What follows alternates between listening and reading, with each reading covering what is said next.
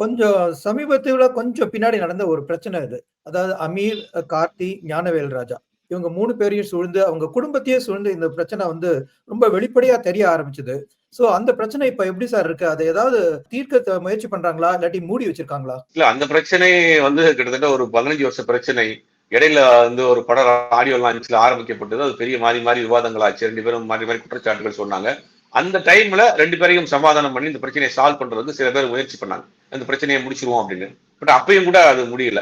ஆனா அதுக்கு முன்னாடி இவங்க இவங்க இந்த பிரச்சனை வெளியே வர்றதுக்கு முன்னாடியே ஒரு கேஸ் ஒண்ணு இருக்கு கோர்ட்ல 2 பேருமே போட்டுருக்காங்க. மாறி மாறி. ம்.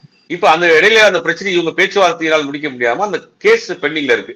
அந்த தீர்ப்பு வந்தாதான் என்னங்கிறது தெரியும். அந்த கேஸ் இன்னும் போயிட்டு இருக்கு. அந்த கேஸ் யார் சார் நடத்துறாங்க? யார் அந்த கேஸ் பின்னாடி இருக்காங்க? 2 பேருமே இருக்காங்க சார். 2 பேர் தரப்புலயுமே போட்டுருக்காங்க. 2 பேர் தரப்பையுமே மாறி மாறி போட்டுருக்காங்க. அந்த கேஸ் எத பத்தி எதுக்காக அவங்க கோர்ட்டுக்கு போயிருக்காங்க?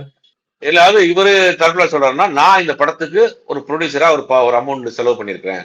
எவ்வளவு அந்த அமீர்? அமௌண்ட் எனக்கு கொடுங்க. ஆமீர். ம். என்ன ஃபர்ஸ்ட் காப்பி பிரைஸ்ல வாங்கினேன். அதுக்குள்ள படத்தோட எக்ஸ்ட்ரா செலவாயிருச்சு. அந்த எக்ஸ்ட்ரா செலவானதுக்கு நான் சில இடங்களில் கடன் வாங்கி போட்டிருக்கிறேன். படம் ரிலீஸ் ஆன பேர் எனக்கு செட்டில் பண்றேன்னாங்க. செட்டில் பண்ணல.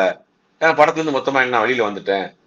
அப்ப எனக்கு கொடுக்க வேண்டிய பேமெண்ட் கொடுங்க. அதுக்குண்டான ஆதாரம் இருக்கு, டாக்குமெண்ட் இருக்கு, யார் யார்கிட்ட வாங்கியிருக்கிறேன் அப்படின்னு ம். அவர் சைட்ல இருந்து அவர் தான் முதல்ல கோர்ட்டுக்கு போயிருக்காரு இந்த டாக்குமெண்ட் எல்லாம் எடுத்துக்கிட்டு. இப்ப இவங்க தரப்புல இருந்தும் போயிருக்காங்க. அது மாறி மாறி அந்த கேஸ் கிட்டத்தட்ட ஒரு 15 வருஷமா போயிட்டு இருக்கு.